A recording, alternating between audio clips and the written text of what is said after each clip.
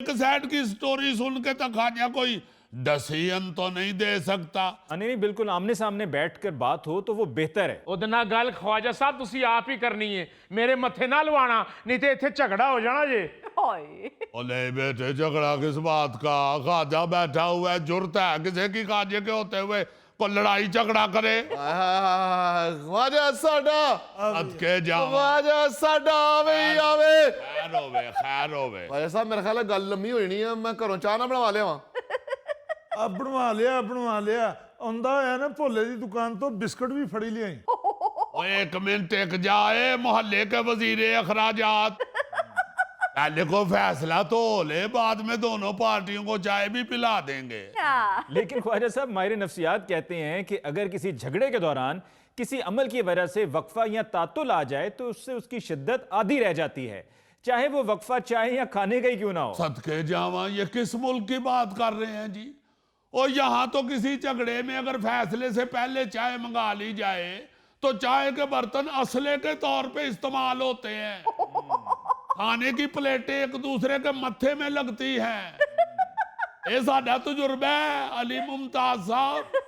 मैं एक करी एक फैसले के दौरान पहले चाह मंगा बैठा, और जिदे खिलाफ फैसला सुनाया उन्हें उठ के गरम गरम चाह का कप मेरे गलमे च रोड़ दिता है। उनकी चेयरमैन तानू अपने ढिड तो कपड़ा चुक के वहाए, अद्धा ढिड सड़े अजे।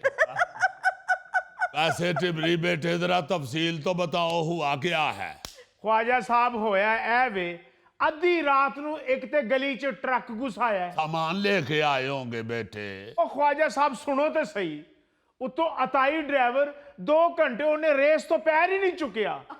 ਨੀਂਦ ਵੱਖਰੀ ਖਰਾਬ ਹੋਈ ਤੇ ਜਾਂਦੇ ਜਾਂਦੇ ਮੇਰਾ ਰੈਂਪ ਵੀ ਤੋੜ ਗਏ ਤੇ ਮੀਟਰ ਦੀਆਂ ਤਾਰਾਂ ਵੀ ਤੋੜ ਗਏ। लो जी फिर साडे उतले छज्जे दी भी नुक्कर उसे ट्रक ने तोड़ी जे। ਹਾਂ मैं समझ नहीं सा कि मिस्त्री ने मसाला घट पाया। अस्सलाम वालेकुम ख्वाजा साहिब। आओ जी आओ जमील मियाँ।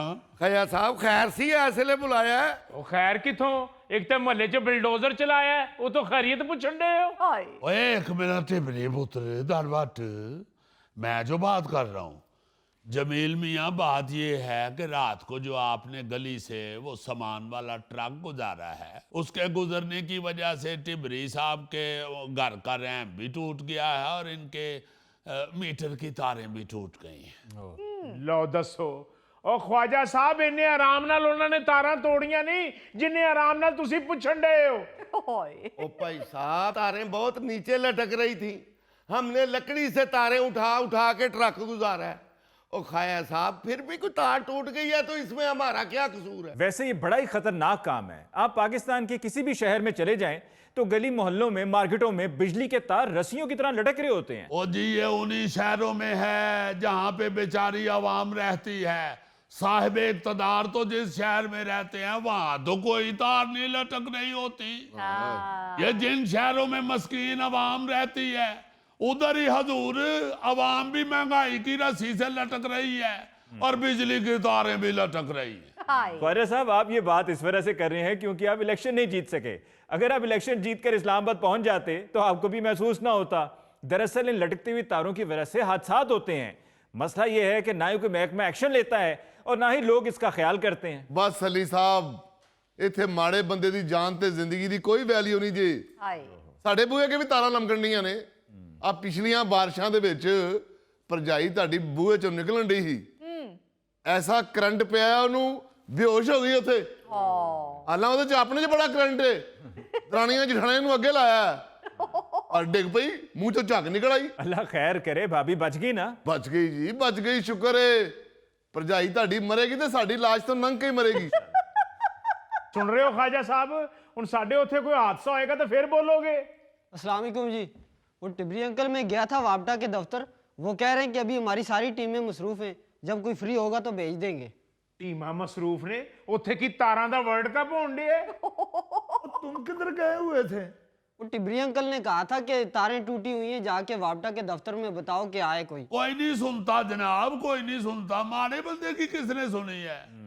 ये तो अल्लाह ने ख्वाजे की ड्यूटी लगाई हुई है, ख्वाजे की खिदमत कर रहे हैं इन लोगों की। बस फिर ख्वाजा साहब ਇਹ ਮੇਰੇ ਨੁਕਸਾਨ ਦੇ ਪੈਸੇ ਤੁਹਾਡਾ ਇਹ ਚੇਤਾ ਭਰੇਗਾ ਜਾਂ ਫਿਰ ਤੁਸੀਂ ਭਰੋਗੇ? लो ये चंगी गल जे मोहल्ले में किसी का भी नुकसान हो खाजा भरे। वो क्या कहते हैं डिग्गा खोते तो गुस्सा कमियार थे। ਖਵਾਜਾ ਸਾਹਿਬ ਤੁਸੀਂ ਤੇ ਖਵਾਜੇ ਉਹ ਘੁਮਿਆਰ ਤੇ ਨਹੀਂ। ओ मेरी जान एक ऐसी मिसाल दे रहा हूँ, बात की रमज को समझते हैं। ਉਹ ਖਾਇਆ ਸਾਹਿਬ ਤੁਹਾਡੀਆਂ ਗੱਲਾਂ ਦੀਆਂ ਰਮਜ਼ਾਂ ਸਮਝਣਾ ਹਰ ਬੰਦੇ ਦੇ ਵਾਸਤੇ ਚ ਨਹੀਂ। ਕਿਉਂ ਜੀ ਇਹ ਖਵਾਜਾ ਸਾਹਿਬ ਨੇ ਕਿ ਮਿਰਜ਼ਾ ਗਾਲਬ ਨੇ? ਉਹ ਜਿੰਨੀਆਂ ਮਰਜ਼ੀ ਤਾਰੀਫਾਂ ਕਰ ਲਓ, ਇਹ ਜਿਹੜੀ ਮੇਰੀ ਤਾਰ ਟੁੱਟੀ ਹੈ, ਜਿਹੜਾ ਮੇਰਾ ਰੈਂਪ ਟੁੱਟਿਆ ਹੈ, ਇਹਦੇ ਪੈਸੇ ਜਮੀਲ ਸਾਹਿਬ ਤੁਸੀਂ ਭਰਨੇ ਨੇ। ਸਹੀ ਗੱਲ ਏ। ਉਹ ਕਾਦੀ ਸਹੀ ਗੱਲ ਹੈ, ਮੈਂ ਤੋੜੀ ਹੈ ਤਾਰ। ਜਿੰਨੇ ਤੋੜੀ ਹੈ ਨਾ ਉਹਨੂੰ ਜਾ ਕੇ ਫੜੋ। ये बात वाकई 16 ने की है जमील साहब ने। वाह वाह वाह वाह, क्या कहने जी, मुझे नहीं था पता जमील साहब इतने बड़े दानिश्वर भी हैं। मैं पहले ही सोच रहा था कि ऐनक तो इन्होंने ख्वाजे आसफ वाली लगाई हुई है। क्या कहने क्या कहने। ਪਫ ਵੀ ਕਾ ਮਾਸ਼ਾਅੱਲਾ ਕਾਫੀ ਤਗੜਾ ਹੈ। हाँ जी देखे, बात ये है मियाँ भाई, ट्रक वाले ने तार तोड़ी है, आपको ट्रक वाले को पकड़ना चाहिए। ਪਰ ਖਵਾਜਾ ਸਾਹਿਬ ਟਰੱਕ ਵਾਲਾ ਸਮਾਨ ਤੇ ਇਹਨਾਂ ਦਾ ਹੀ ਲੈ ਕੇ ਆਇਆ ਸੀ ਨਾ। ओए आहो, तो जब तुमने उसको देखा था उसी वक्त ट्रक वाले को रोकते। ਮੈਂ ਤੇ ਕਮਰੇ 'ਚ ਬੈਠਾ ਸਾਂ, ਉੱਥੇ ਜੂਰੀ ਦੇ ਇਸ ਪੁੱਤਰ ਨੇ ਆ ਕੇ ਮੈਨੂੰ ਦੱਸਿਆ ਕਿ ਉਹ ਟਰੱਕ ਵਾਲਾ ਤਾਰਾਂ ਤੋੜ ਕੇ ਚਲਾ ਗਿਆ ਹੈ। ਤੇ ਜੂਰੀ ਦਾ ਇਹ ਪੁੱਤਰ ਤੈਨੂੰ ਘਰ ਦੱਸਣ ਤੁਰ ਗਿਆ, ਇਹਨੇ ਉਸੇ ਵੇਲੇ ਟਰੱਕ ਵਾਲੇ ਨੂੰ ਕਿਉਂ ਨਹੀਂ ਰੋਕਿਆ? ਉਹ ਖਾਜਾ ਅੰਕਲ मैं ਕਿਵੇਂ ਰੋਕਦਾ? ਮੇਰੇ ਨਾਲੋਂ ਤਗੜੀ ਤਗੜੀ ਤੇ ਉਹਨੇ ਮੁੱਛ ਰੱਖੀ ਸੀ, ਐਵੇਂ ਹੀ ਮੈਂ ਆਪਣੀ ਹੱਡੀ ਪਸਲੀ ਤੋੜਾ ਲੈਂਦਾ। ओए यार मुजफ्फर पुत्री, तुम बिल्कुल ही मासूम आदमी हो। ओ कम से कम आगे अपने बाप को ही उसी वक्त बता देते। तुम्हारा वालिद जाके गली की नुक्कड़ पे कुर्सी ढा के बैठ जाता, ट्रक गुजरने की थां ही नहीं थी बचनी। शोर पड़ जाना था, सारे मोहल्ले ने इकट्ठे हो गए तो ट्रक वाले को पकड़ लेना था। खाजा अंकल अबू उस वक्त खाना खा रहे थे और हमारी अम्मी कहती है कि जब आपके अबू खाना खा रहे हो तो उस वक्त इनके करीब नहीं जाना। वो क्यों जी? वो कहती है कि खाना खाते हुए इन्हें बेटे में और लेग पीस में फर्क नजर नहीं आता। ਖਵਾਜਾ ਸਾਹਿਬ ਸਿਰਫ ਮੇਰੀ ਤਾਰ ਹੀ ਨਹੀਂ ਟੁੱਟੀ, ਮੀਟਰ ਵੀ ਆਪਣੀ ਜਗ੍ਹਾ ਤੋਂ ਉਖੜ ਗਿਆ ਜੇ। ਇਹਨੂੰ ਕਹੋ ਉਹਨੂੰ ਠੀਕ ਕਰਾ ਕੇ ਦੇਵੇ, ਨਹੀਂ ਤੇ ਇੱਥੇ ਖੂਨ ਖਰਾਬਾ ਹੋ ਜਾਏਗਾ। ਓਏ ਮੂੰਹ ਨੂੰ ਜ਼ਿਪ ਲਾ, ਇਹ ਕਿਹੜਾ ਖੂਨ ਖਰਾਬਾ? ਮੇਰੇ 2 ਸਾਲ ਨੇ ਤੇ ਦੋਵੇਂ 25 ਸਾਲ ਕੱਟ ਕੇ ਆਏ ਨੇ। अल्लाह खैर करे। ओ बाली बेटे, हाँ जी अंदर से अपनी परजाई से जाके मेरी हाथ वाली गोली लेके आओ है। ख्वाजा साहब हौसला करें, आप लीडर हैं, आपने ही मसला हल करवाना है अपने मोहल्ले का। या तो आप करवा सकते हैं या डोगर साहब करवा सकते हैं। अब डोगर साहब तो है नहीं, तो फिर फैसला तो आपको ही करवाना है। चले जी डोगर को ले जाएं, देख लें अगर इनका मसला हल होता है तो। वैसे जनाब मैं को अपनी बढ़ाई बयान नहीं कर रहा, डोगर का एक दिन मीटर काट गए थे, बड़े दिन चक्कर लगाता रहा बापडा के दफ्तर के, आखिर आपके खादम ने जाके उसका मीटर चालू कराया था। ਉੱਠੋ ਫਿਰ ਖਵਾਜਾ ਸਾਹਿਬ, ਟਿਬਰੀ ਦਾ ਵੀ ਮਸਲਾ ਹੱਲ ਕਰਾਈਏ। ਇਹ ਤੁਸੀਂ ਜਾਣਾ ਹੈ ਤੇ ਗੱਲ ਮੁੱਕਣੀ ਹੈ। ओ पुत्री, मैं तो आप भी जाने को तैयार हूँ।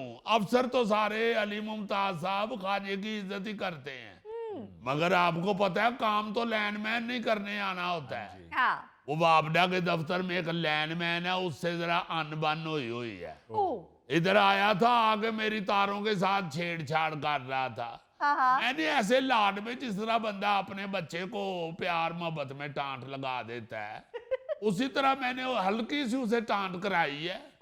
गुस्से में सीढ़ी उठा के कहता है, ले फिर खाजा, जिद्दन तू दफ्तर आया ना, मैं टांट दा बदला तेरे को लेना ही। ख्वाजा साहब पुलिस के सिपाही से आपकी